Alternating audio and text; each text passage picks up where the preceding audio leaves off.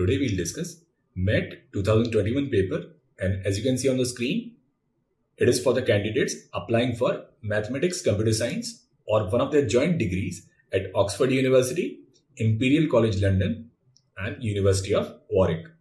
And the first question is, a regular dodecagon is a 12-sided polygon with all 12 sides the same length and all internal angles equal. If I construct a regular dodecagon by connecting 12 equally spaced points on a circle of radius 1, then the area of this polygon is. So basically this polygon is inscribed in this circle. So what we'll do is, we'll draw this circle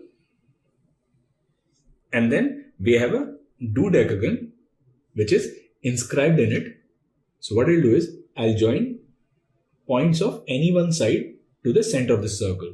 Now suppose this center is at O, radius is 1 unit. Now there are 12 such triangles. So if you have to find this angle say theta, it will be 360 divided by 12 and there will be 30 degrees.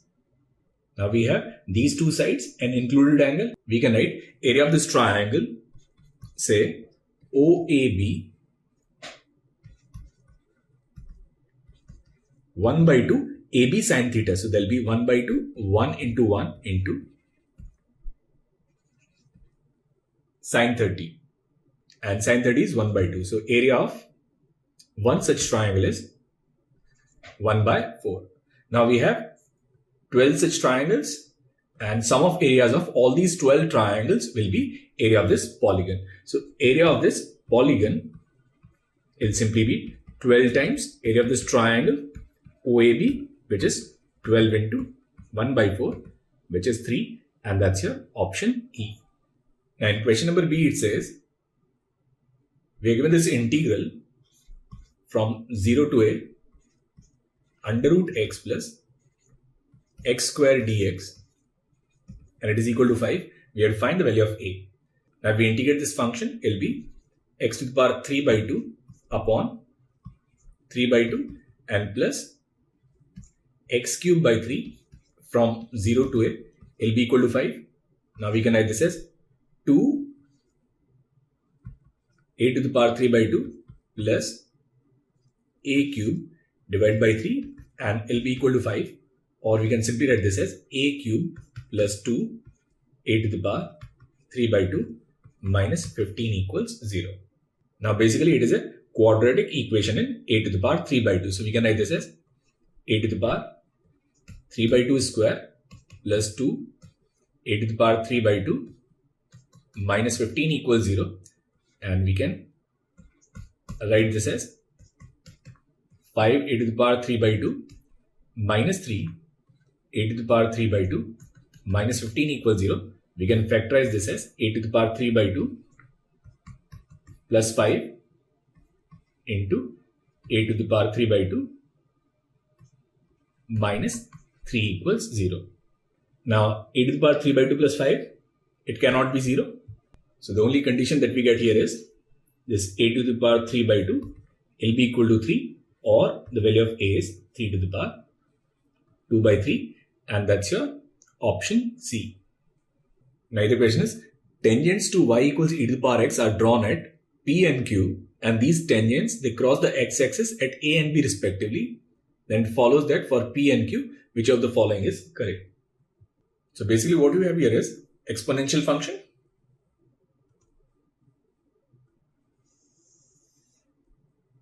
And then at 2 points, P and Q, we draw tangents. So this is suppose tangent at P and this is your tangent at Q. Now tangent at P crosses the x-axis at A, and at Q it crosses it at point B. Now for this curve, y equals e to the power x, dy by dx, it is e to the power x. So dy by dx at this point P will be e to the power P, and dy by dx at this point Q will be e to the power Q. So we can write equation of tangent at P.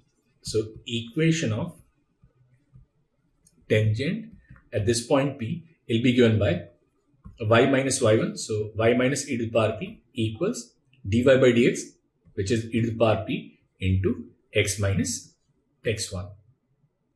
Now we need this point A, and this point A is where this line or this tangent, it crosses x-axis. So for x-axis, what we'll do is we'll put y as 0, and if we put y as 0, this e to the power p will cancel.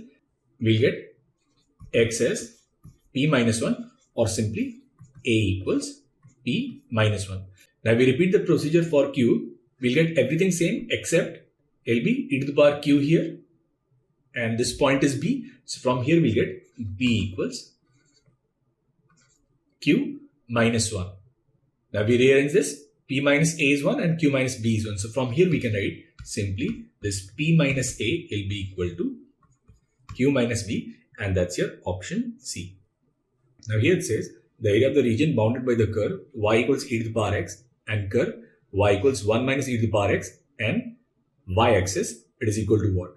Now first what we'll do is we'll draw the two graphs.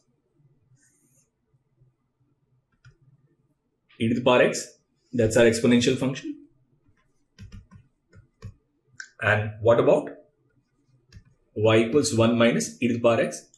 Now first we'll draw the graph of y equals minus e to the power x. So for the graph of y equals minus e to the power x, we have to take the reflection of this graph about x-axis. So we can draw this graph as this curve. Now this point is 0, 1, and here it will be 0, minus 1. Now we have to draw the graph of y minus 1 equals minus e to the power x. So we have to shift this graph 1 unit in positive y direction. So if we shift this graph 1 unit in positive y direction, it will be drawn like this. So that is the graph of y equals 1 minus e to the power x. Now basically we need this area. So first what we'll do is we'll find this point of intersection. So if we equate these two y's, we'll get e to the power x equals 1 minus e to the power x, or e to the power x equals 1 by 2. If we take log to the base e, then basically x will be minus ln 2. So this point is minus ln 2. Now basically this area is this integral from minus log 2 to 0, and then y of upper curve. So this upper curve is e to the power x minus y of lower curve, which is 1 minus e to the power x dx. Now this is going to be this integral from minus log 2 to 0 to e to the power x minus 1 into dx. Now if we integrate this, we'll get this as 2 e to the power x, and this is from minus log 2 to 0, and then minus this is x from minus log 2 to 0. Now we'll put the limits. So it will be this 2, and then e to the power 0 is 1 minus e to the power minus ln 2, and here it will be this minus and 0 minus of minus log 2. Now this is 2, and then 1 minus e to the power. We'll take this minus 1 to the power of 2. So it will be e to the power log 1 by 2, and then minus log 2. Now here e and log will cancel. So it will be this 2, and then 1 minus 1 by 2 minus log 2, which is simply 1 minus log 2. So answer to this question is 1 minus log 2, and that's your option B. Now the question is 6 vectors v1, v2 up to v6. They're each chosen to be either 1, 1 or 3, 2 with equal probability, with each choice made independently. The probability that sum v1 plus v2 up to v6 is equal to 10, 8 is which of the following. Now suppose for these 6 choices, we choose this 1, 1 r times, and this 3, 2, 6 minus r times, then r 1, 1 plus 6 minus r 3, 2, it must be equal to 10, 8. So basically we'll have r plus 18 minus 3r. So there'll be 18 minus 2r, and this is r plus 12 minus 2r, which is simply 12 minus r, and will be equal to 10, 8. Now, if we solve these simultaneous equations, we'll get 18 minus 2r equals 10 and 12 minus r equals 8. So from the first one, we'll get value of r as 4, and from the second one also, we'll get value of r as 4. So basically, system of equation is consistent. So in order to get this sum as 10, 8, we must have 4 vectors which are 1, 1 and 2 vectors which are 3, 2. Now we have these 6 vectors as v1, v2, v3 up to v6. Now first we'll choose which 4 vectors are 1, 1. So it can be done in 6C 4 ways. And then probability of choosing 1, 1, it is 1 by 2, and probability of choosing 3, 2 is also 1 by 2. So this is 1 by 2 to the power 4 for 1, 1, and it will be 1 by 2 to the power 2 for 3, 2. So that's your required probability, and this is 6C2, and 6C2 is 15 divided by 2 to the power 6, and 2 to the power 6 is 64, and that's your option C. Now the question is, the tangent to the curve, say y equals x cube minus 3x at this point A, which is a comma a cube minus 3a, it passes through the point 2 comma 0 for how many values of a. So basically, slope of tangent at a, it must be equal to slope of tangent calculated using the slope formula y2 minus y1 upon x2 minus x1. So if we differentiate this, we get dy by dx as 3x square minus 3. So at this point a, this slope will be 3a square minus 3 will be equal to slope of this line, which is y2 minus y1, a cube minus 3a minus 0 upon x2 minus x1, which is a minus 2. So if we multiply this, we'll get this as 3a cube minus 6a square minus 3a plus 6, and it is equal to a cube minus 3a. Now we can write this as 2a cube minus 6a square plus 6 equals 0, or a cube minus 3a square plus 3 equals 0. Now here we are not required to find the values of a, we just need to find out how many real solutions of this equation are possible. And one way of doing it is, we can assume a function fx, which is x cube minus 3x square plus 3. Now we'll try and find out at how many points this function is going to intersect x-axis, and that will give us the number of real solutions to this equation. Now we find f dash x will be 3x square minus 6x equals 0. Now we'll get two critical points, x equals 0 and x equals 2. And this is 0 and this is 2, rightmost is plus. So this is plus, minus and plus. So there is a maxima at 0 and minima at 2. Now we find f0. Value of this function at 0 is 3. And if we find f2, f2 will be, this is 8, 8 and 3, 11, 11 minus 12 minus 1. So it's a cubic function. It'll start from minus infinite, and then at 0, it'll attain its maxima, and then at 2, it'll have its minima, which is minus 1. So this is 0 and this is 2. Now this function, it intersects x-axis at 3 points. So this equation will have 3 real roots or 3 real solutions. So number of values of a in this case is 3, and that's your option D. Now in question number G, we are given this series which is sum of squares of sines of angles which are in AP. Now basically sin 90 is 1, and then we see complementary angles. This is 1 and 89, 2 and 88, and we'll have many such pairs. And since we have odd numbers here, then in the middle there will be this number which will be left without a pair, and that number will be sine square 45. So essentially we can write this series, say S as this sum R varies from 1 to 44 sine square R plus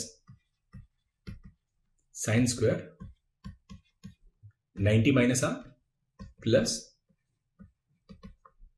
sine square 45 plus sine square 90. Now sine 90 minus theta is cos theta, so there will be cos square R, and sine square theta plus cos square theta is 1. So basically this summation R varies from 1 to 44, 1 plus, now sine 45 is 1 by root 2 and 1 by root 2 square is 1 by 2, and then sine 90 is 1. So it will be this 45 plus 1 by 2, and we can write this as 45 whole 1 by 2, and that's your option D. Now in question number H, we are given a function which is y equals log 2 9 minus 8 sin x minus 6 cos square x, and we have to find which of the following is the graph of this function in the range.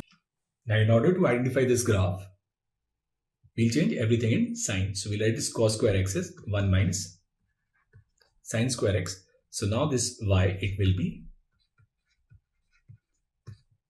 log 9 minus 8 sin x minus 6 plus 6 sine square x to the base 2, or y equals log 3 minus 8 sin x plus 6 sine square x. Now basically it's a quadratic equation in sin x, and if we check its discriminant, it will be 64 minus 4 into 3 into 6, which is less than 0. So in this case, a is greater than 0 and d is less than 0. So that means this expression is always positive. So this function will be defined in this entire region. Now we'll find its critical points. dy by dx will be 1 upon ln 2 divided by 3 minus 8 sin x plus 6 sine square x, and here will be this minus 8 cos x plus 12 sin x into cos x. Now if we put it equals to 0, we get cos x, and here will be this minus 8 plus 12 sin x equals 0. Now cos x is 0, means x is pi by 2, and here we get sin x equals 8 by 12, which is 2 by 3. Now if we look at the graph of sine, its value will be 2 by 3 at 2 points.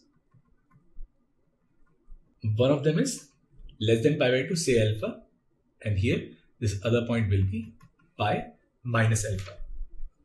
So we'll have 3 critical points: alpha, pi by 2, and then pi minus alpha. Now we look at the sign of dy by dx at x equal to 0. It will be this minus 8 and then positive value. So it will be negative. So here this value is minus and then plus and then minus and then plus. So we'll have a minima at alpha and a minima at pi minus alpha, and we'll have a maxima at pi by 2. Now for this function, we'll find values of y at few points. So we'll find this value at alpha and pi minus alpha. So f alpha will be same as f pi minus alpha, because for both of them value of sine is 2 by 3. So it will be this 3 minus 8 into 2 by 3 plus 6 into 2 by 3 square log 1 by 3 to the base 2. Now we find value at pi by 2. This value will be 3, and then sin 90 is 1. So it will be minus 8 plus 6, which is log 1, and log 1 is 0. If we find value at 0, f0, it will be this log 3 base 2 and also be value at 2 pi. So this graph will start at a positive value and then it will decrease and it will take a negative minimum value. So this graph will start from positive value, it will decrease and then take a negative minimum value, and it will take a maximum value of 0 and then again a minimum negative value. And here we'll have one more critical point, cos x is 0 at 3 pi by 2 also. So we'll get another point which is 3 pi by 2, and at 3 pi by 2 again there will be a maxima, and we find the value at 3 pi by 2. At 3 pi by 2 sin x is minus 1, so it will be 3 plus 8 plus 6, and there will be log 17 base 2. So it will attain a maxima at 3 pi by 2 and then it will decrease to this value which is log 3 base 2 where we have started. So this first graph itself is the graph of the given function. This point here is pi by 2, this is 3 pi by 2, and this is alpha and pi minus alpha. Now the question is, a sequence is defined by a0 equals 2 and then for n greater than or equal to 1, an is 1 more than product of all previous terms. So basically an is a0 into a1 into a2, an minus 1 and then plus 1. Now we know that an minus 1 is a0 a1 an minus 2 plus 1. So what we'll do is we'll write this product from a0 to a n minus 2 as a n minus 1 minus 1. So we can write this an as a n minus 1 minus 1 into a n minus 1 plus 1. So basically we'll get this result as an equals a n minus 1 square minus a n minus 1 plus 1. And that's your option B. Now in question number J, we are given 4 distinct real numbers a, b, c, d with which we have defined 4 points a, b, c, d. Now it says a quadrilateral a, b, c, d has all 4 sides the same length if and only if which of the following is true. Now if we write a, b is under root of a minus b square plus b minus c square. BC is under root of b minus c square plus c minus d square. CD is under root of c minus d square plus d minus a square, and then DA is under root of d minus a square plus a minus b square. Now all of them, they are equal. First what we'll do is we'll equate AB with BC. So from here we'll get a minus b square plus b minus c square will be equal to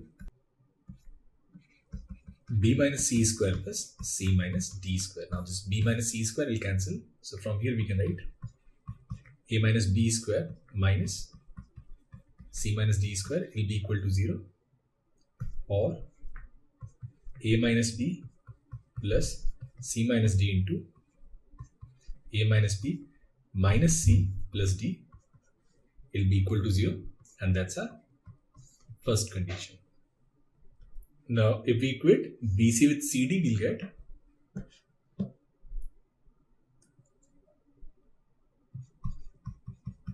b minus c square plus c minus d square equals c minus d square plus d minus a square. Now c minus d square will cancel.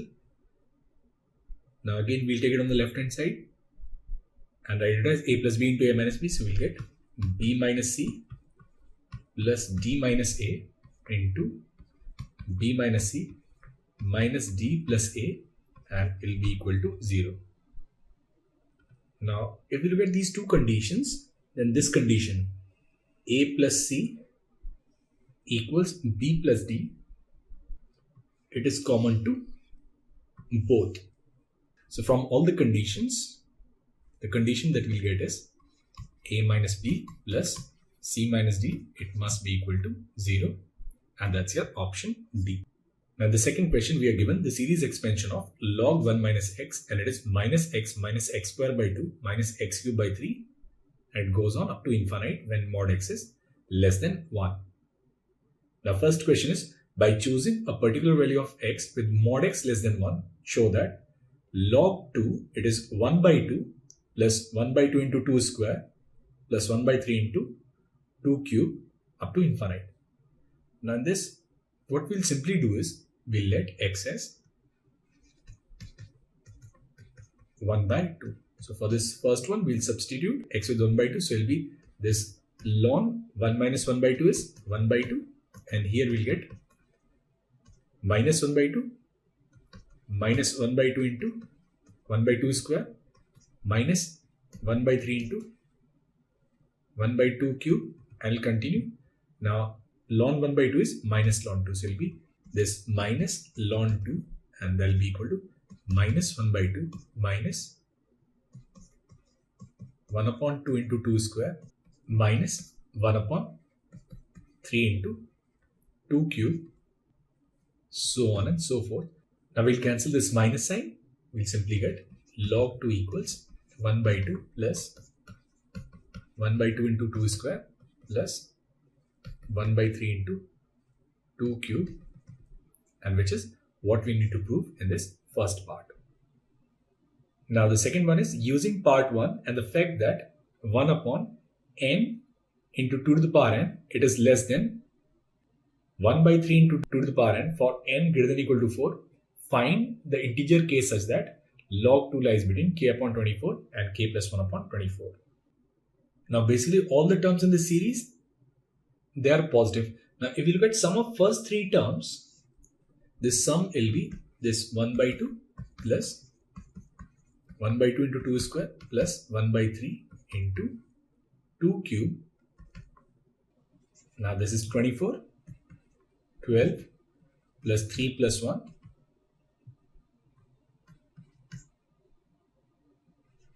16 by 24.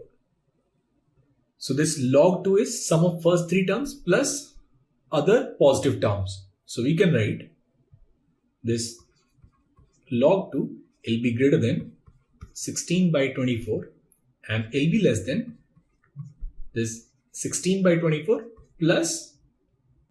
Now from the fourth term onwards, we are given the condition that this 1 upon n to the power n will be less than 1 by 3 to the power n. So if we substitute this, we write this as 1 by 3 and it will be 1 upon 2 to the power 4, 1 upon 2 to the power 5 up to infinite, which is nothing but an infinite GP. So if we simplify this right hand side, it will be the 16 by 24 plus 1 by 3, and this is A upon 1 minus R, and which is 1 by 2. So it is 17 by 24. So from here we can say value of log 2 will lie between 16 by 24 and 17 by 24. So basically value of k is 16. So for the second part, we get k as 16. Now for the third part, it says show that log 3 by 2 is 1 by 2 minus 1 upon 2 into 2 square plus 1 upon 3 into 2 cube. So for this, what we'll do is, in the series of log 1 minus x, we'll simply put x as minus 1 by 2.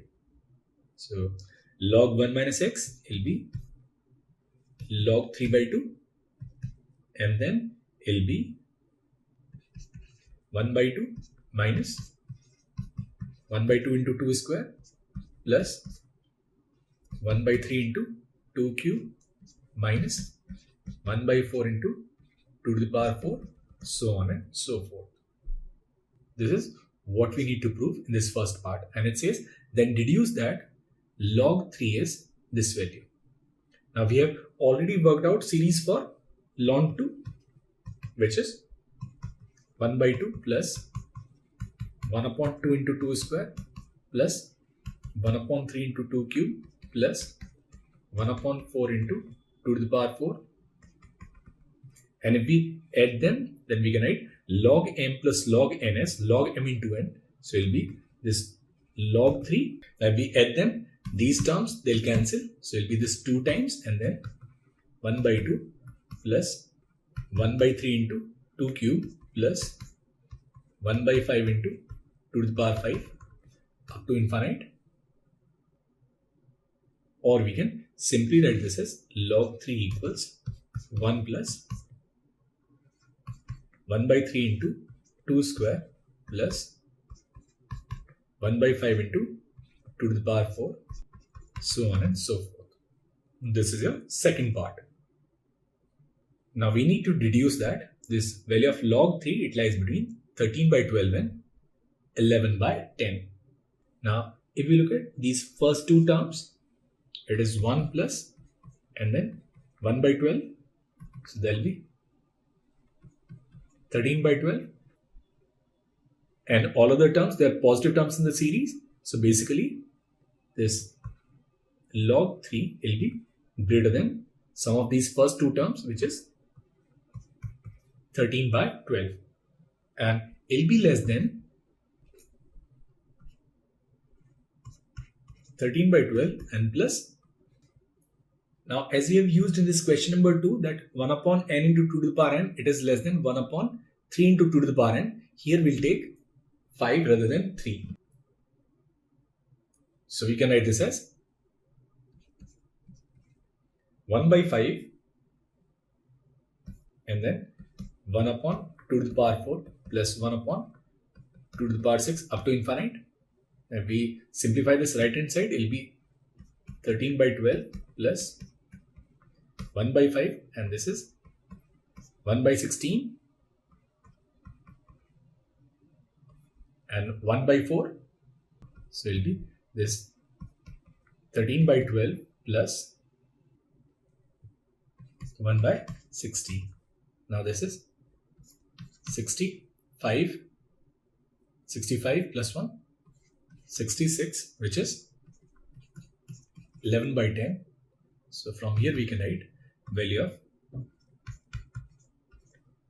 log 3 will lie between 13 by 12 and 11 by 10. Now in this fifth part, we have to find which is larger, 3 to the power 17 or 4 to the power 13.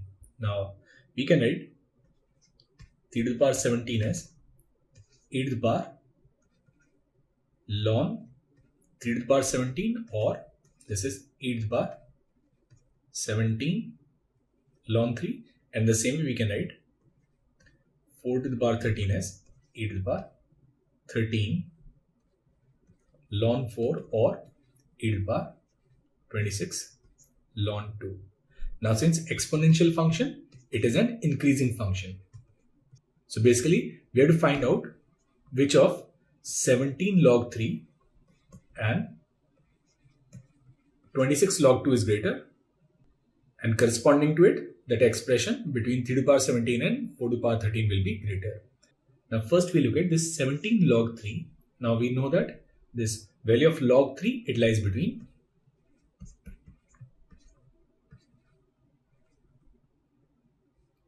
13 by 12 and 11 by 10. Now we multiply it with 17, we'll get this as 13 into 17 by 12 is less than 17 log 3 and will be less than 17 into 11 by 10.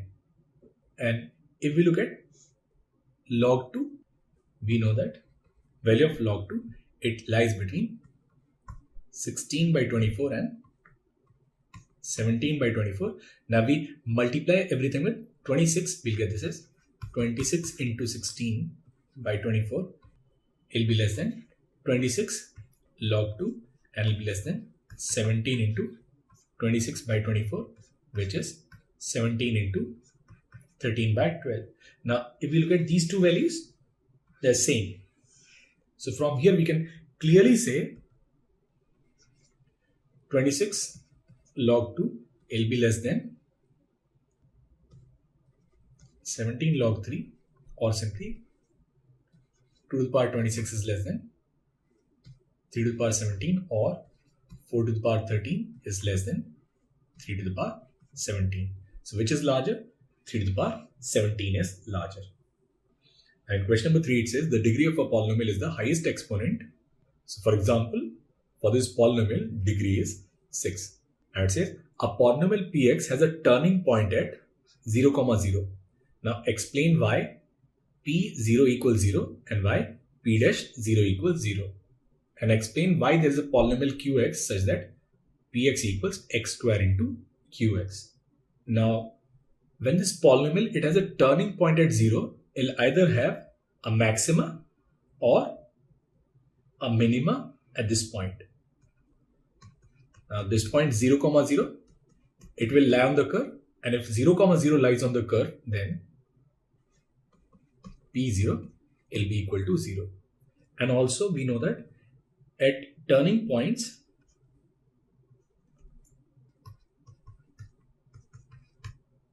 derivative is 0.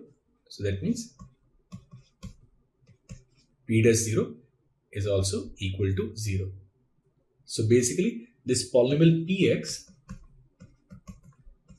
it has a double root at x equal to 0. So if x is a double root, then we can write this px as x minus 0 whole square and then into product of other factors, which is another polynomial, say qx. So we can write this px as x square into qx, and which is what we need to prove in this first part. Now in the second part, it says a polynomial rx has a turning point at a equals 0 for some real number a. Write down an expression of r that is similar to the expression above. Justify your answer in terms of transformation of graph. Now for the second part, if there is a turning point at a equals 0, that means this r a must be 0 and r dash a must be 0. So x equal to a must be a double root for this rx. So we can write this polynomial rx as x minus a square into some polynomial qx. We can also write this rx as x minus a square into q x minus a. So both the forms, they are equivalent forms. Now it says justify your answer in terms of transformation of a graph. Now if we look at these first two situations, in the first one we had a double root at 0 and we have expressed this polynomial as x square into qx, and the second one we have expressed it as x minus a square into q x minus a. Now just by looking at the two polynomials, we know that we can get rx from px by replacing x with x minus a, that is shifting the graph of px a units along x-axis. So if we translate this function a unit along x-axis, we'll get this rx. So that's a justification in terms of transformation of a graph. Now in the third part, it says you are now given a function fx, which is a polynomial of degree 4, and it has two turning points at a equals 0 and minus a equals 0 for some positive number a. Now the first part is write down the most general possible expression of fx and justify your answer. Now we know that this fx, it has a turning point at a comma 0 and minus a comma 0. That means it has a double root at x equal to a and a double root at x equal to minus a. So you'll have this x minus a square as one factor and x plus a square as another factor. So we have to write this function fx. We can write this function fx as some constant a into x minus a square into x plus a square. And that's your part A. Then the part B, it says describe the symmetry of fx and prove algebraically that fx does have this symmetry.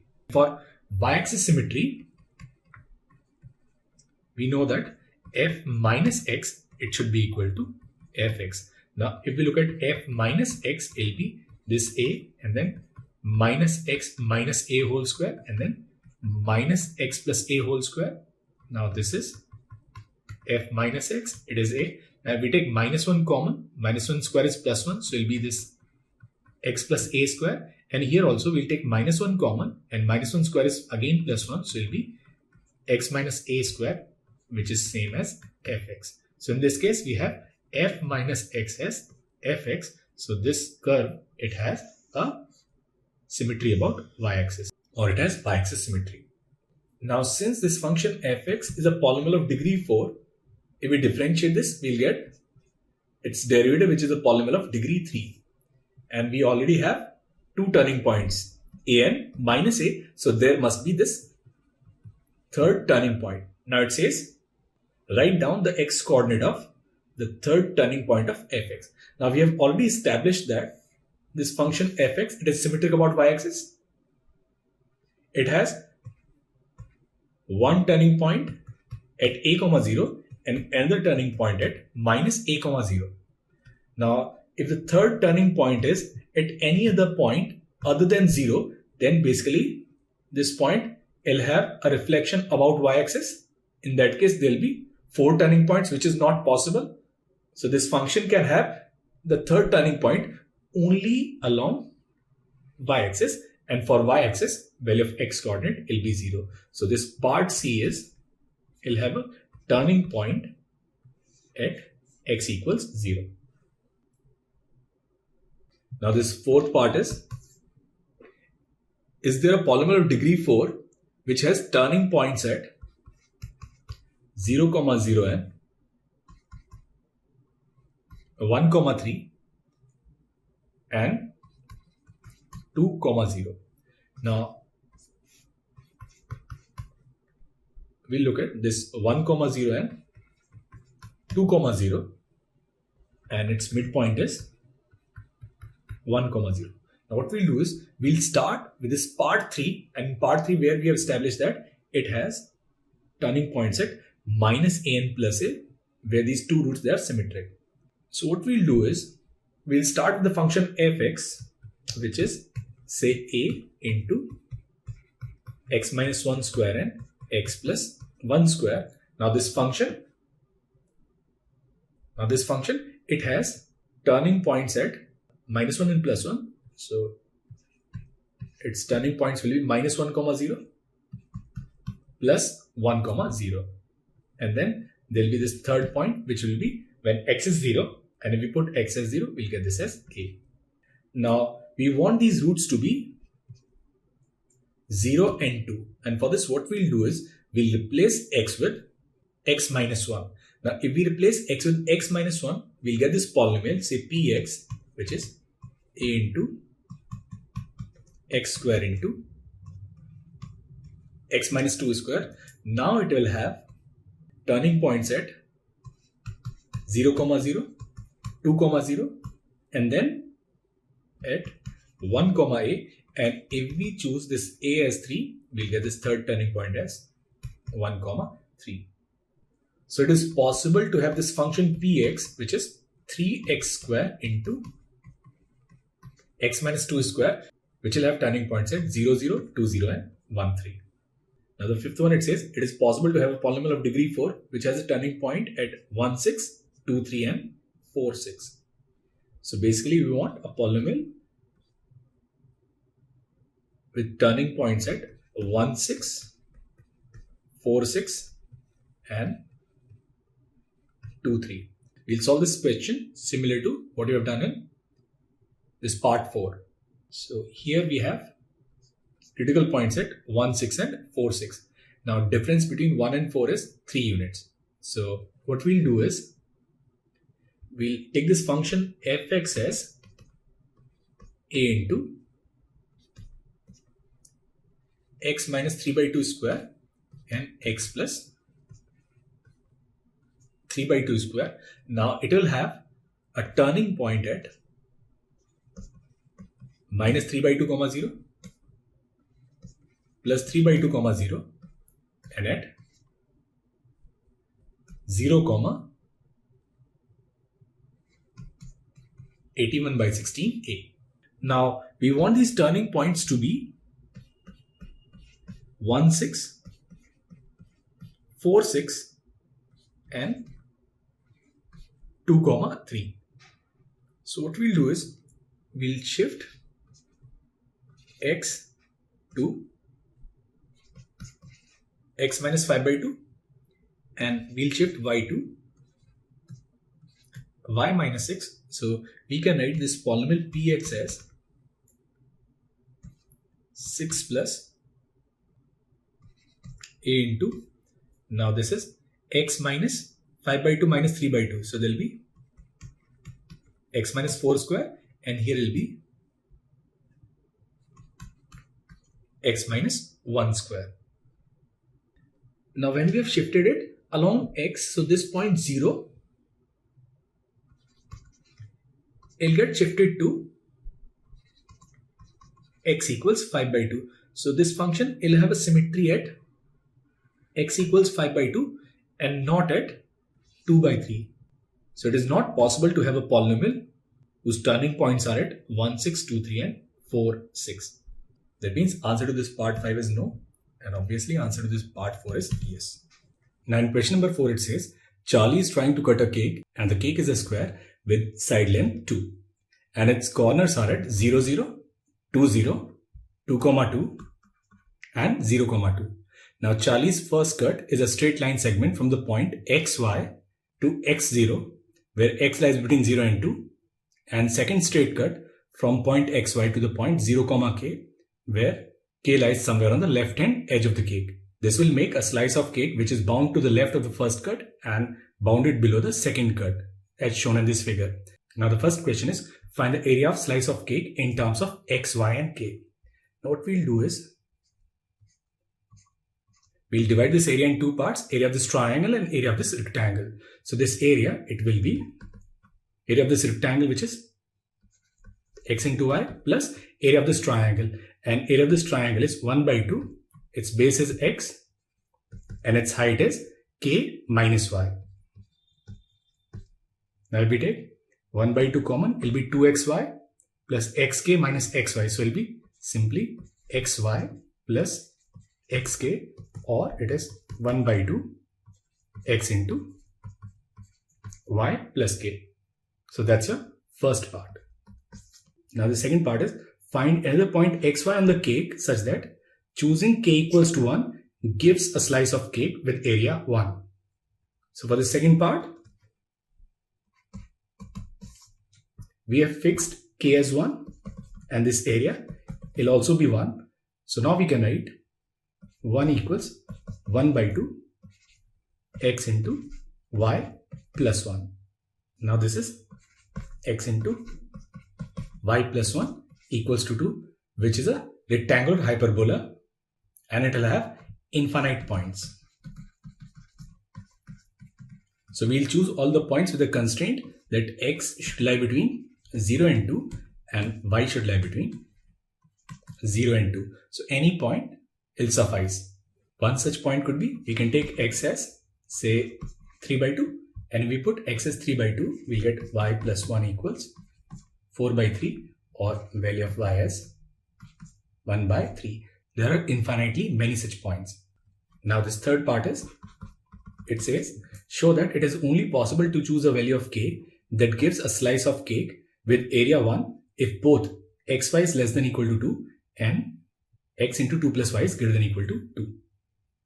Now we know that this area is 1 by 2 x into y plus k. Now for this question, we are taking value of a as 1. So we'll take this value as 1. We can write k equals, now if we transpose it, we can write this as 2 by x minus y, or simply 2 minus xy upon x. Now this k, it must lie between 0 and 2. So we'll simply write this k, it should lie between 0 and 2, that is 2 minus xy upon x, it should lie between 0 and 2. Now if we solve this first part, clearly x is greater than 0.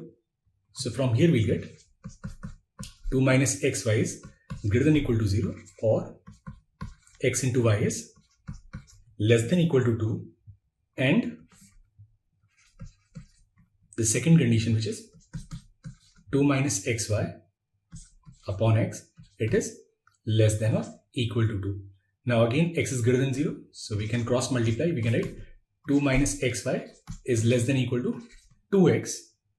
So we'll take this xy on the right hand side. We can write x into 2 plus y. It is greater than or equal to 2. So it is only possible to get a value of k if xy is less than or equal to 2 and x into 2 plus y is greater than or equal to 2. So that's your part third. Now fourth part is sketch the region R of the cake for which both inequalities in part 3 hold, indicating any relevant point on the edges of the curve. So first we'll draw our axis and then this square. This is 0, 0. This is 2, 0, 0, 2, and this is 2, 2. Now this first curve is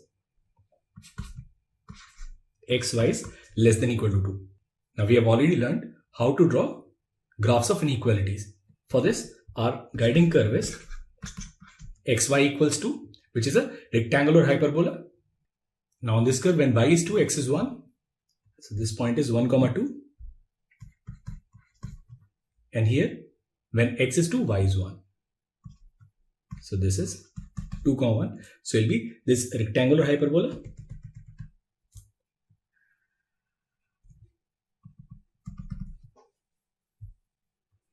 And then if we put x and y as 0, it will be 0 less than or equal to 2. That means we are talking about region on the left of this rectangular hyperbola. So this is the favorable region.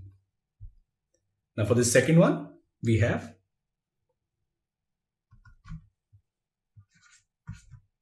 x into 2 plus y greater than or equal to 2. So here our guiding curve is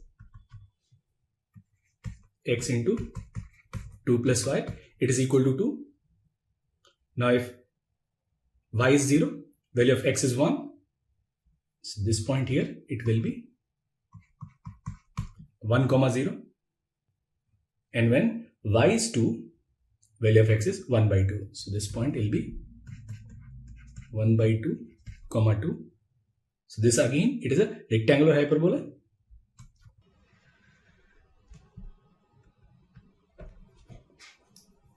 And here, if we put x and y as 0, we get 0 greater than or equal to 2. That means origin doesn't satisfy this inequality. So it will be on the other side of this curve. So the favorable region will be region between these two rectangular hyperbolas, including the points on the boundaries. So this is our favorable region. Now in part 5 it says, Charlie may instead plan to make a second straight cut from xy to the point m, 2 on top of the edge. So now he has taken some other point and this point is say m, 2 and it says in order to make a slice bounded to the left of 2 cuts. So here we are talking about this whole area. So now what I'll do is I'll divide this area in 2 parts. First this rectangle and then this trapezium. So now we can write this area as area of this rectangle, which is simply x into y, plus area of this trapezium, which is 1 by 2 into, now this length is x and this length is m. So it will be this x plus m and then this height, which is 2 minus y. So this is the required area in this second case. Now we can write this as 1 by 2 and it will be this 2xy plus 2x plus 2m minus xy minus my, which we can also write as 1 by 2 2x plus 2m plus xy minus my. Now we want this area to be 1. So we'll take this area as 1 and then we can find the value of m. So it'll be this 2 and then 2 plus yx plus m into 2 minus y, or we can simply write this m as x into y plus 2 minus 2 upon y minus 2. Now we need to find two necessary and sufficient inequalities for x and y for this area to be 1 for some values of m. Now we know that value of m should lie between 0 and 2. So from here we can write 0 is less than or equal to x y plus 2 minus 2 upon y minus 2. It is less than or equal to 2. Now we'll solve these two parts. This first part is x y plus 2 minus 2 upon y minus 2. It is greater than or equal to 0. Now we know that value of y, it lies between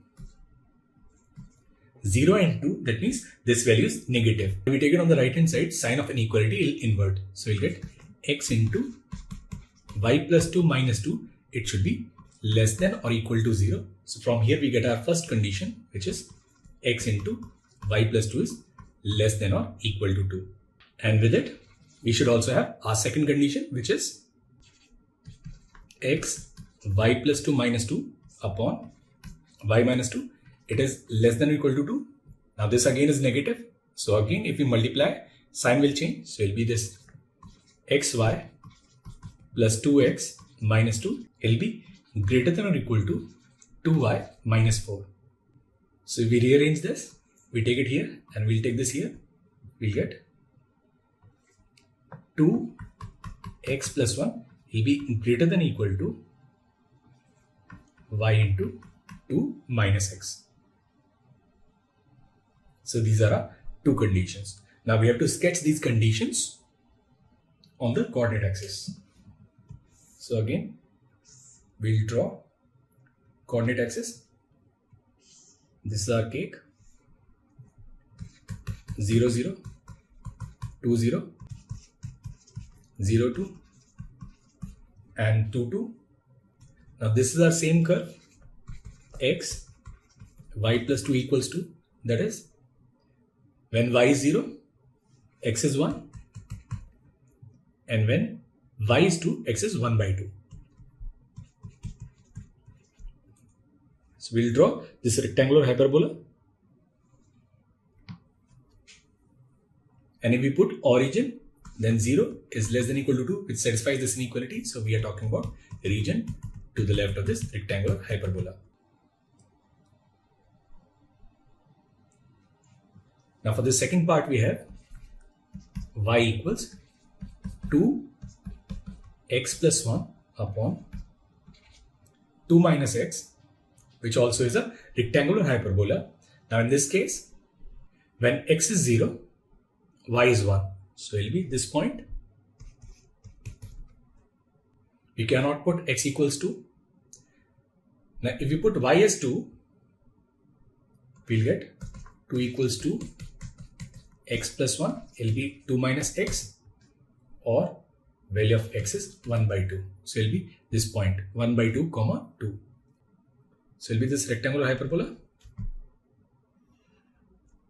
And if we put origin here, we get 2 is greater than or equal to 0, which is true. That means we are talking about region towards the origin. So in this case, the inequality region is in between these two curves, including all the boundary points. And question number 5, we are given that a triangular triple is a triple of positive integers a, b and c such that we can construct a triangle with side lengths a, b and c. And without loss of generality, if we assume a is less than or equal to b is less than or equal to c, then they'll form a triangle if a plus b is greater than c. So we're given some examples. Then it has defined a function fp for a positive integer p such that perimeter of this triangle a plus b plus c, it is equal to p. So we are given a plus b plus c, it is equal to p. And for this perimeter p, fp is defined as number of triangular triplets that can be formed.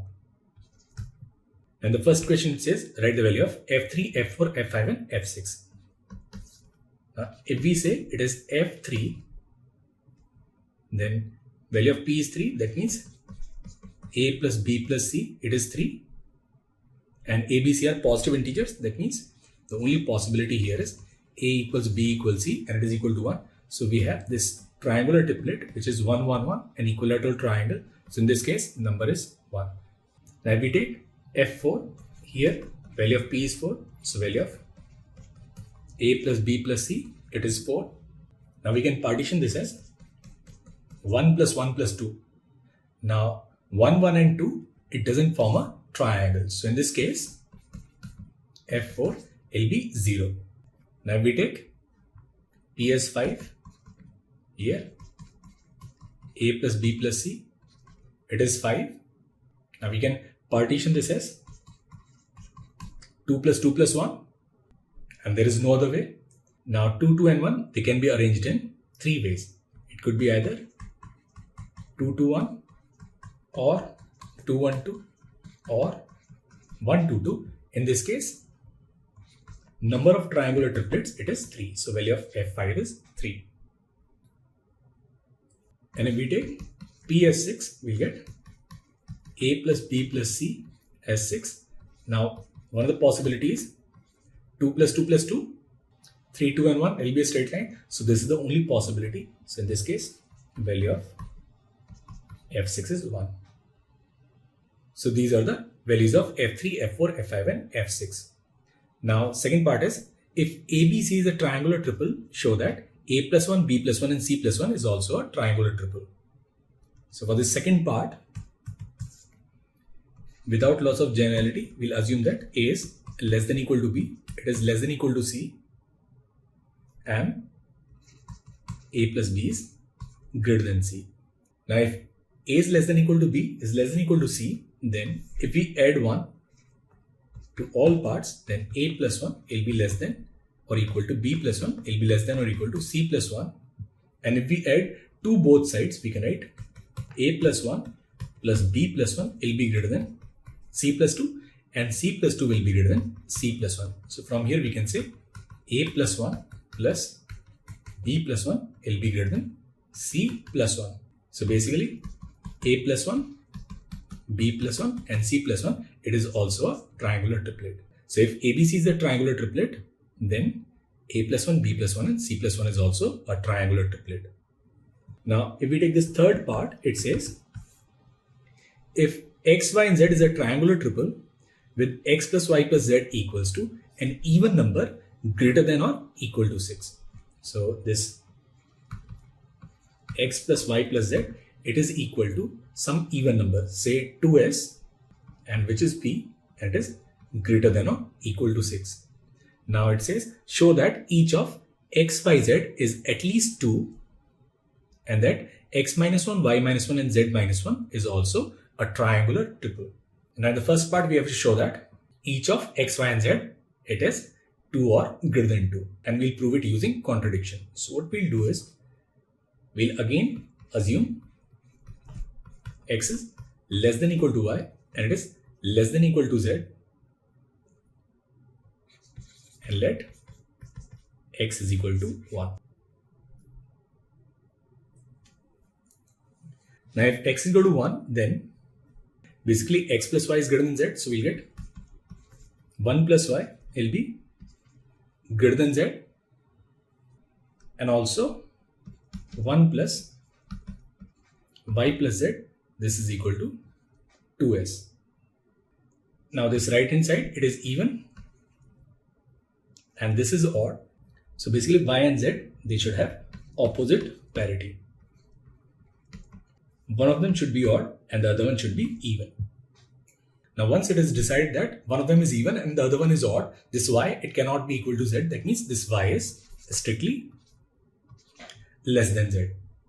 And if we add 1 both sides, then from here we can say 1 plus Y will be less than or equal to Z, which contradicts this condition.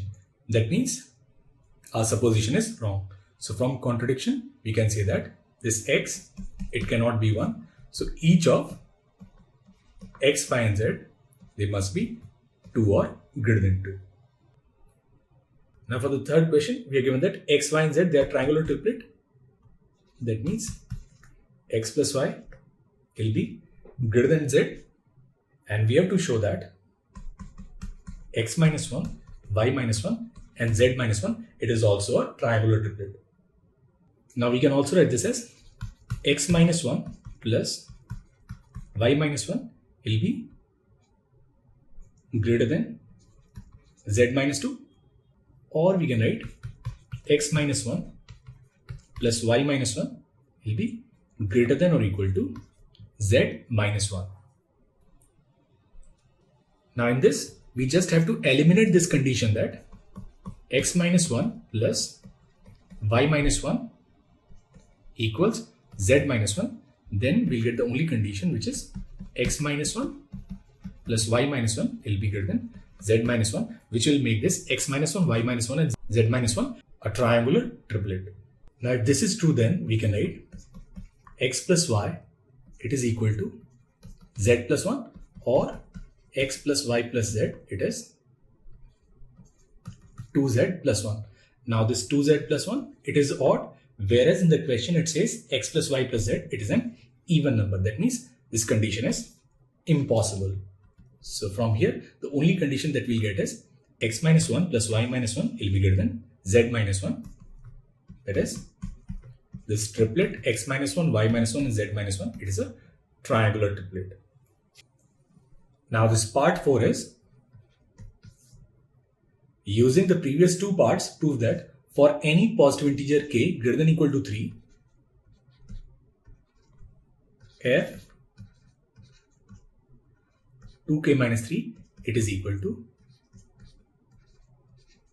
f 2k. Now for this, what we'll do is, for a triangular triplet ABC, let us assume that a plus b plus c, it is equal to 2k minus 3. Now from the second result, we know that if ABC is a triangular triple, then a plus 1, b plus 1 and c plus 1 is also a triangular triple. So from here we can say a plus 1, b plus 1 and c plus 1, it is a triangular triple, and a plus 1 plus b plus 1 plus c plus 1 will be equal to 2k. And the same way, if we say this is a triangular triple, say x, y, z, such that x plus y plus z, it is equal to 2k. Now this is even and it is greater than or equal to 6. And the third part, we know that x minus 1, y minus 1 and z minus 1, it is a triangular triple. So we can write x minus 1 plus y minus 1 plus z minus 1, it is equal to 2k minus 3. So there is a one-to-one correspondence between these two cases, a, b, c and x, y, z, when a plus b plus c is 2k minus 3 and x plus y plus z is equal to 2k. So from here we can say f 2k minus 3, it must be equal to f 2k. Now we'll come to this part 5.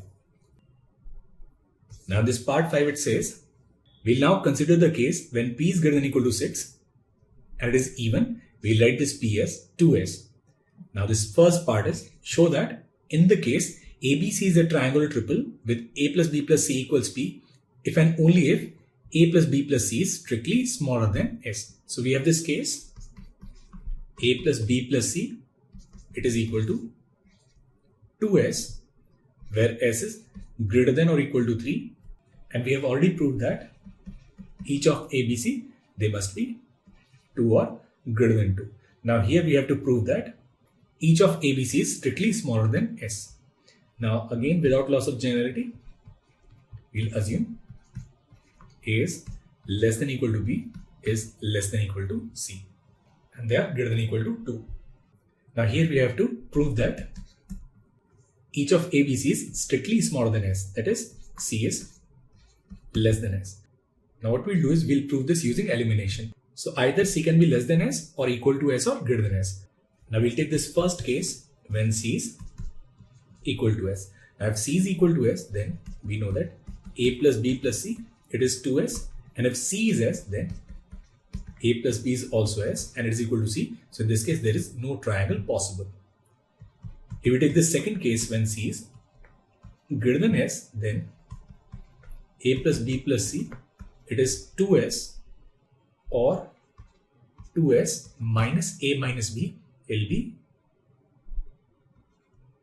greater than s, or a plus b is less than s, which is less than c. So again, triangle is not possible. So in this case, the only condition that we'll have is this c, it should be less than s. So the condition that we get here is each of a, b and c, it should be greater than or equal to 2 but less than s. And in this part b, it says for any a such that a lies between 2 and s minus 1. So a lies between 2 and s minus 1. Number of possible values of b such that a, b and p minus a minus b is a triangular triple is a minus 1. Now here this a, it is fixed. We have taken it some number between 2 and s minus 1. So a can be any number from this side, 2, 3, 4 up to s minus 1. And we also know that each of b and c, they also lie between 2 and s minus 1. Now a plus b plus c, it is equal to 2s, and this c is 2s minus a minus b, and c is less than or equal to s minus 1. So basically b is greater than or equal to s plus 1 minus a. So from here we get this condition that b should be greater than or equal to s plus 1 minus a, and it should be less than or equal to s minus 1. Now if we look at number of values of b, it will be s minus 1 minus s plus 1 minus a plus 1. Now here s will cancel, and this minus 1 and plus 1 will cancel. So this is equal to a minus 1. So for any particular value of a, number of choices for b is a minus 1. And if a and b they are fixed, then c is automatically obtained. So once we have number of choices for b, then this number of triangular triplets for any p will be given by this summation. A varies from 2 to s minus 1, and will be this a minus 1. Now if we put a as 2, it will be this 1 plus 2 plus 3 up to s minus 2, which is sum of first s minus 2 numbers. So it is n plus 1 by 2, which is s minus 2, s minus 1 by 2. So there is a formula we have for fp.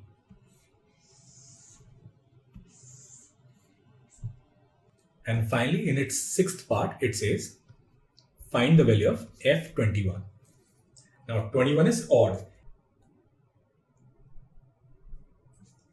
and we have this formula when the sum is even. Now in previous result, we have proved that f2k minus 3, it is equal to f2k. Now if we take this k as 12, then f24 minus 3 is 21, and will be equal to f24. Now for f24, value of s is 12, and will be given by s minus 2 into s minus 1 divided by 2, which is 55. So the value of f21 is 55. And that is the answer to this question. Now in question number 6, it says distinct numbers are arranged in an n cross n rectangular table with m rows and n columns, so that in each row the numbers are in increasing order from left to right, and in each column also numbers are in increasing order from top to bottom. Now such a table is called a sorted table. Now each location of table containing a number is called a cell, and we index cell of the table with the pair ij. Now obviously the smallest entry will be sorted in this cell 1 1. Now the first question is, assuming mn is greater than or equal to 3, where in an mn sorted table can the third smallest entry appear? Now if we consider this mn matrix, now the smallest item will be in 1 1, So this is suppose element A1. Now the second smallest, it can be either here or here. So this second item, it can be either in cell 1, 2 or it will be in 2, 1. Now if we look at this third one, in case if second one is here, then we can place this third one either here or in this cell. So we have this choice either 1, 3 or 2, 1. And if A2 is in this cell, then this third element, it can be in this cell or in this cell. In that case, it will be this 1, 2 or 3, 1. So third smallest element, it can be in any one of these cells. 1, 3, 3, 1, 1, 2 or 2, 1. So that's your 1A. Now this B part is for any k greater than or equal to 4, satisfying mn greater than or equal to k, where in an mn sorted table can the kth smallest entry appear. Now suppose this kth smallest, it is in the cell ij. So we have this cell ij where the smallest element k is located. Now if we look at all the elements in this rectangle, then number of elements in this rectangle, it is given by I into j. So this kth smallest element, it will be in this cell ij if k is greater than or equal to ij. So the location of this kth smallest element is any cell ij where k is greater than or equal to ij. Now the second question is, given an m cross n sorted table, consider the problem of determining whether particular number y appears in the table. Now outline a procedure that inspects at most m plus n minus 1 cells in the table and then correctly determines whether or not y appears in the table. Now briefly justify why your procedure terminates correctly in no more than m plus n minus 1 step. Now if we look at this m cross n matrix,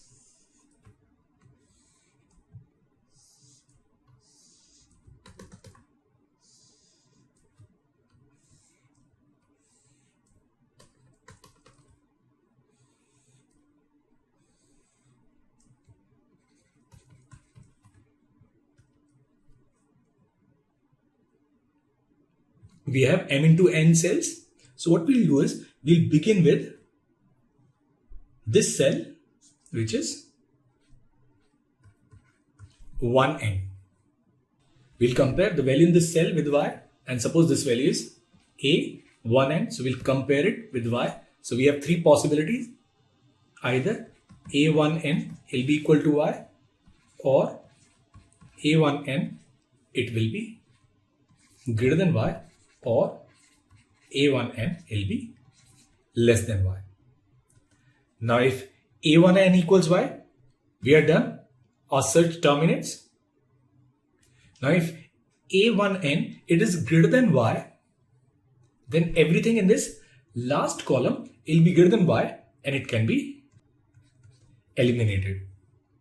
And if ain is less than y, then everything in this first row can be eliminated. So what we'll do is we'll keep repeating this process. Now suppose in this case a1n is less than y. If it is less than y, we can eliminate this first row. Now we'll begin inspecting this.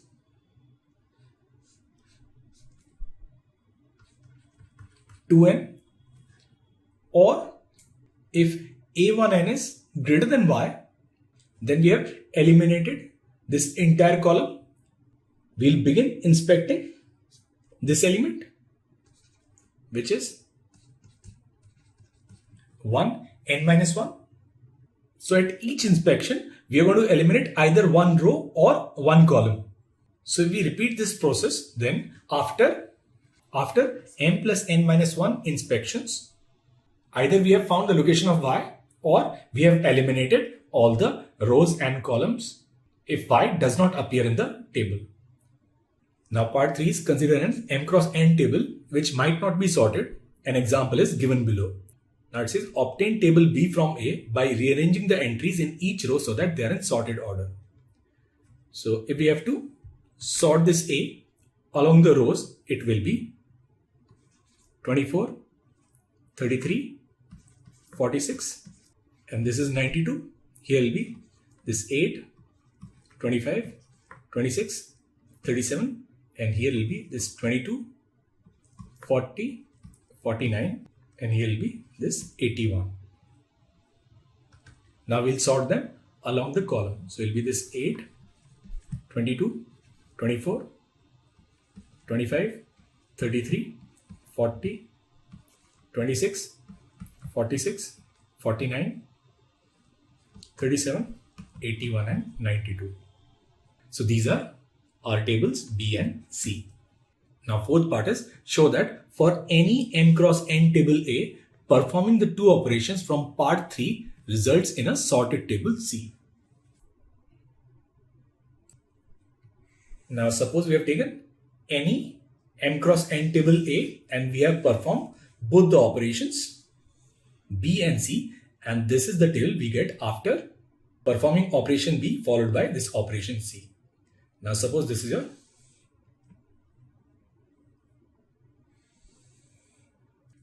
jth column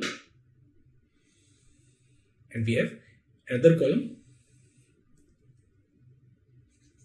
which is k, and k is less than j.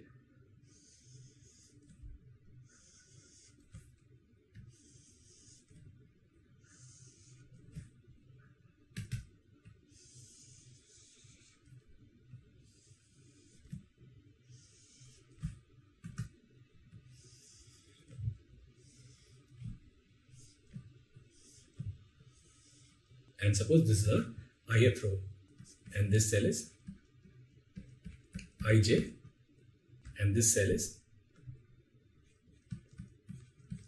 ik. Now if you look at these first I numbers in this column j, they are sorted because we get this table C when we perform sorting along the column. So all these elements, they are sorted. So whatever element we have in 1j, it will be less than element in 2j, it will be less than element in 3j, and it will be less than element in ij. So in the same column, any ij, it will be greater than or equal to any sj, that is within the same column where s varies from 1 to I. Now each of these I elements, they are bigger than some element in column K because they have come from table B and table B is row wise sorted. And table C, if we look at this column K, then there will be at least one element which is in row R1 which is greater than or equal to I, for which there is a corresponding element in row R2 and jth column which was in the same row of B as this element. And since they were horizontally sorted, then basically R1k will be less than or equal to R2j. So from here we can say this element ij will be greater than or equal to element sj in the same column and will be greater than or equal to rk which was in the same row as b, and since this r it is greater than I, it will be greater than or equal to this ik. So that means all the entries along the row and along the column, they are sorted. So this table, it is a sorted table. And finally we have this question number 7, which is for applicants in computer science or computer science and philosophy. And this question we have defined Boolean functions which take input as either 0 or 1. Now 3 elementary Boolean functions are defined.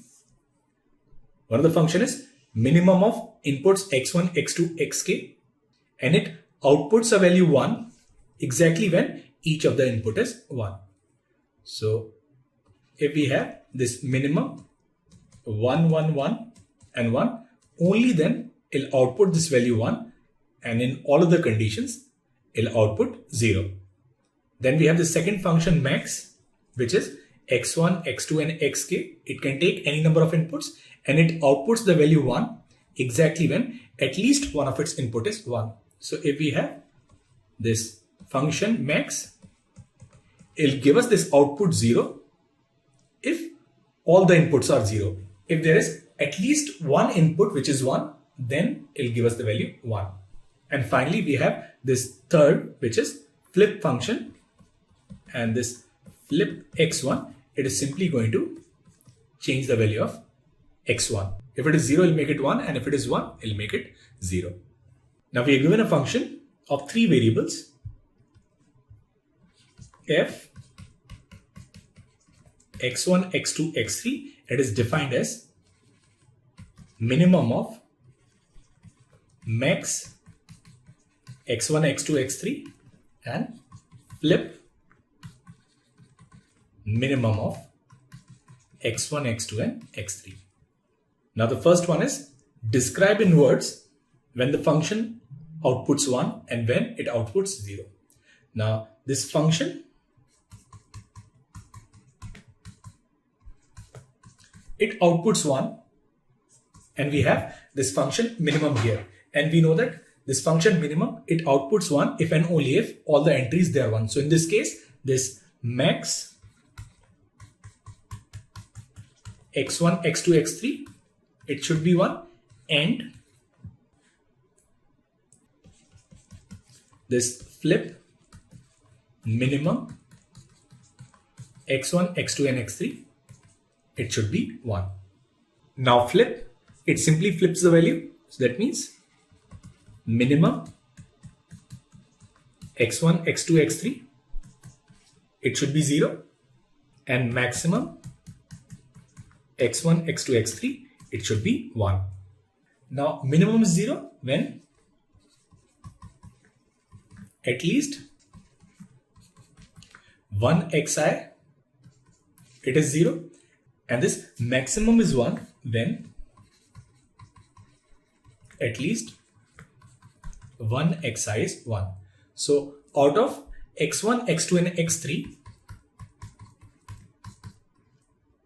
it can have inputs as either 0, 0, 1 or 0, 1 and 1 and their permutations. Now we have to find the second case when this function takes the value 0. So basically it'll output 1 in these cases when at least one of them is 0 and one of them is 1, and in all other cases this function will output 0. So we need not even work that out. Now the second part is the function majority x1 up to xk takes k inputs and outputs 1 exactly when strictly greater than k by 2 of its inputs are 1. So if more than k by 2 inputs are 1, then it'll output 1, else it'll output 0. Now explain how could you combine elementary Boolean functions to obtain the following functions. Majority of x1, x2. So if we look at the second one, we need to find this function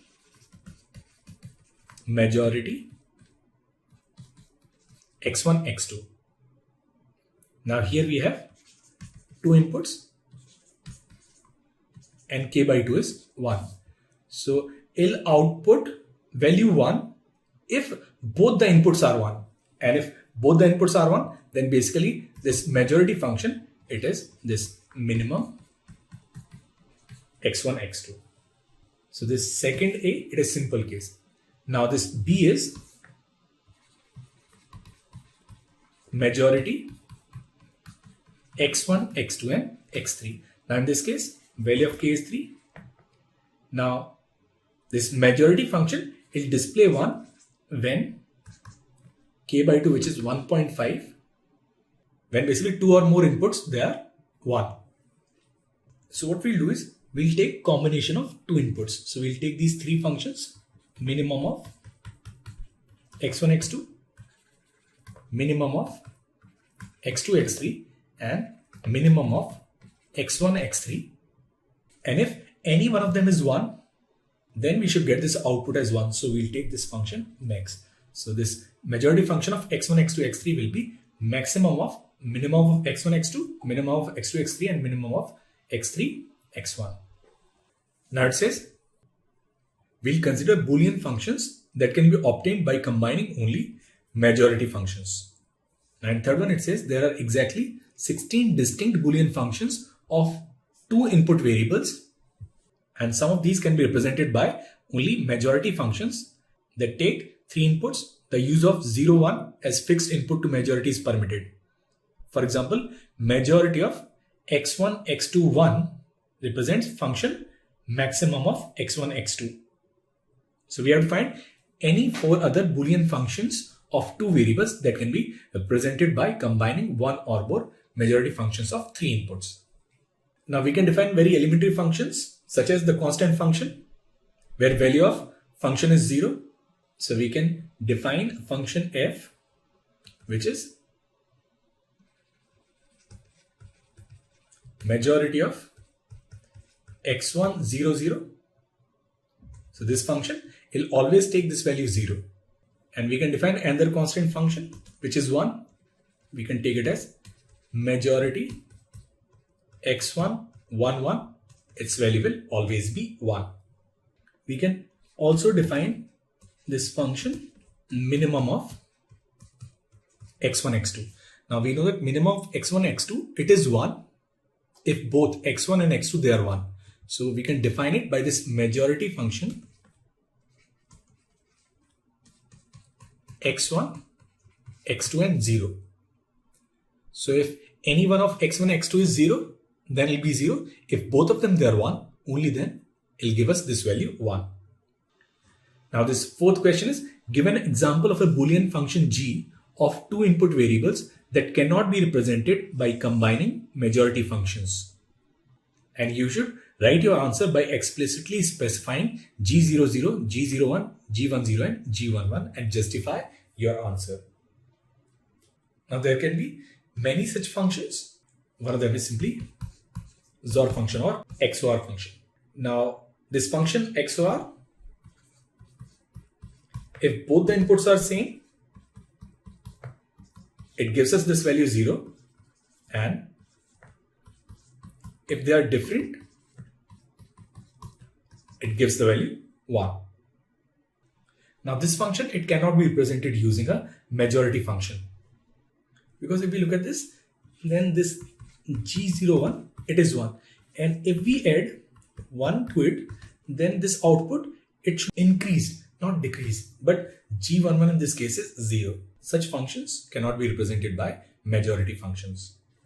And this fifth part, it says, we may express Boolean functions by combining any of these elementary Boolean functions or the majority functions. Now it says, consider 4 input variables x1, x2, x3 and x4, and let z1 be minimum x1, x2, z2 be minimum x2, x3, and z3 be minimum x3, x4, and z4 be minimum x4, x1.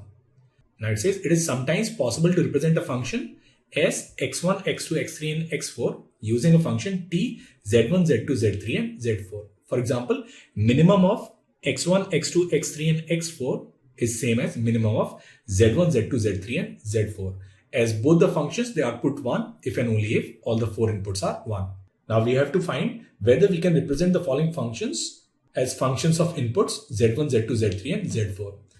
Now this first question is, we are given this function which is majority x1, x2, x3 and x4. Now basically majority x1, x2, x3 and x4 will give us this value 1 when k by 2, which is 2. So at least 3 inputs should be 1. So we have 2 cases, either all 4 are 1 or exactly 3 xi's are 1 and then we have 1 xj which is 0. Now in this first case, all z1, z2, z3 and z4 they'll be 1.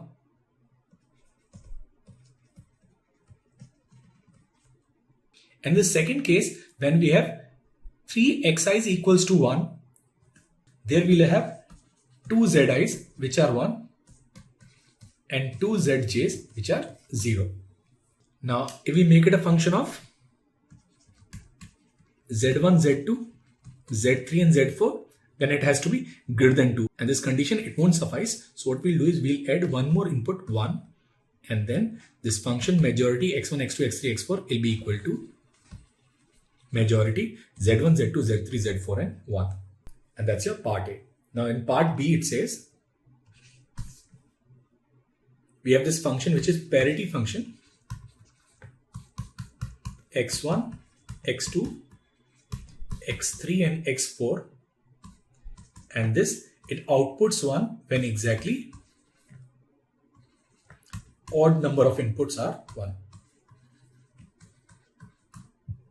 One of the case could be 1 0 0 0, where we have all permutations of these four inputs 1 0 0 0, or it could be 1 1 1 and 0. So in this case it'll give us output 1, and in other cases it'll give us output 0. So this case it'll yield output 1, and if we have 0 0 0 0, it'll give us output 0. Now if one of the input is 1 and all other are 0, then each of z1, z2, z3 and z4 will be 0. And if all the inputs are 0, then also each of z1, z2, z3 and z4 it is equal to 0. So it is not possible to distinguish these two cases in terms of z1, z2, z3 and z4, and therefore there cannot be any function in terms of z1, z2, z3, z4 that can be equated to this parity function x1, x2, x3 and x4. So here answer is no.